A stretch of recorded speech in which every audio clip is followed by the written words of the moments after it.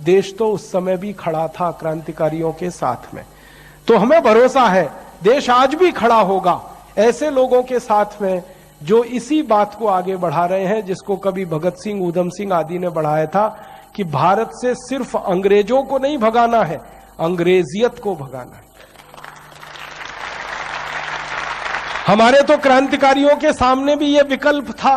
अंग्रेजों ने, आपको मालूम है, ऑफर किया था कि ये जो सत्ता चल रही है इसमें हमारे साथ शामिल हो जाओ, तुम भी लूटो हम भी लूटें। सारे क्रांतिकारियों ने साफ मना किया था कि इस लूट की व्यवस्था में हमें शामिल नहीं होना, हमें संपूर्ण आजादी चाहिए, संपूर्ण स्वराज्य चाहिए। और जिस क्रांतिकारी ने यह बात सबसे पहले कही थी ना, उन्हीं का नाम था नेताजी सुभाष चंद्र बोस। आपको मालूम है उनके जीवन की विडंबना क्या थी? उनको आईसीएस की नौकरी में सेलेक्ट होना पड़ा उनके पिताजी की इच्छा की पूर्ति के लिए। पिताजी चाहते थे कि बेटा मेरा कलेक्टर बने, और बेटे को बार बार वो ताना मारते थे कि तू बन नहीं सकता, तेरी होशियारी कम है, तेरे पास तैयारी नहीं है, इसलिए बहाना बनाता रहता है।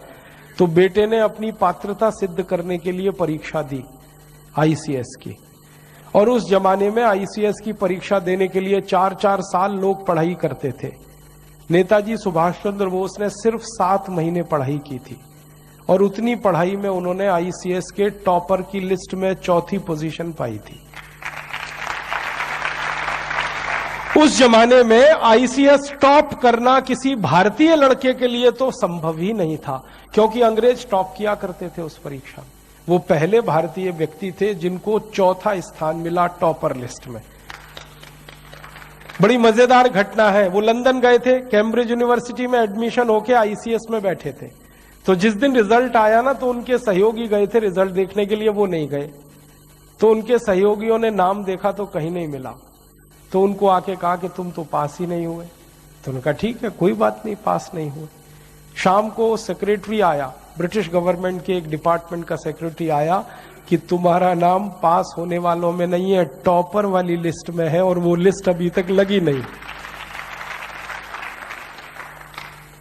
अब सुभाष चंद्र बोस को दुविधा हो गई कि मैं तो आईसीएस हो गया, अब मुझे कलेक्टर होना पड़ेगा, कलेक्टर माने लूटना पड़ेगा, लूट का कुछ हिस्सा अंग्रेजों को देना पड़ेगा।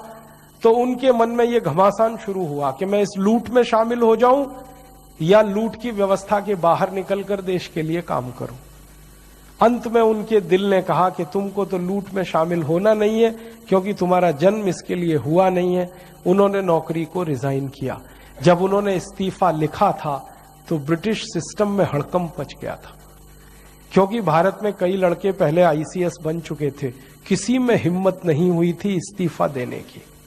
उन्होंने दिया, और इस्तीफे में जब उन्होंने लिखा तो यही लिखा था कि इस तंत्र में मैं शामिल इसलिए नहीं हो सकता कि मेरी भारत माता की लूट के लिए ये तंत्र बना है, और मैं मेरे देश को लूटूं ये मेरा दिल मुझे गवाही नहीं देता, मैं इसलिए छोड़ रहा हूं। रिजाइन किया, बोरिया बिस्तर समेट के भारत वापस आ गए। पिताजी के दिल पर वज्रपात हो गया कि बेटे ने आईसीएस को लात मार दी। तो बेटे ने पिता को समझाया कि इस नौकरी में तो मैं लात ही मारूंगा हर बार, जब तक भारत को लूटने की व्यवस्था ये करेगा तंत्र, तब तक मैं इसमें शामिल नहीं हो सकता। इसलिए आईसीएस को छोड़ा, और जैसे ही आईसीएस छोड़ी उन्होंने, तो सारा देश उनके लिए खड़ा हो गया। जब वो लंदन से वापस आए थे ना, उस समय पानी के जहाज चला करते थे, बंबई में उतरे थे। जो हुजूम बंबई में निकला था, गजब के लोग थे वो। तो उन्होंने उसी दिन कह दिया था कि अब तो भारत आजाद हो जाएगा। क्यों?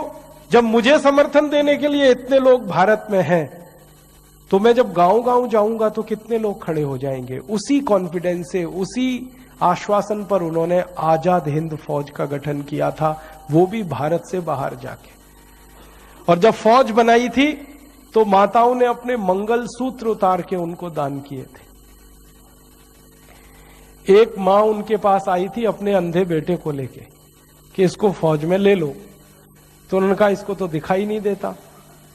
तो बेटे ने क्या कहा कि दिखाई तो नहीं देता, लेकिन आपकी फौज में आ जाऊंगा तो दुश्मन की एक गोली तो कम कर ही दूंगा।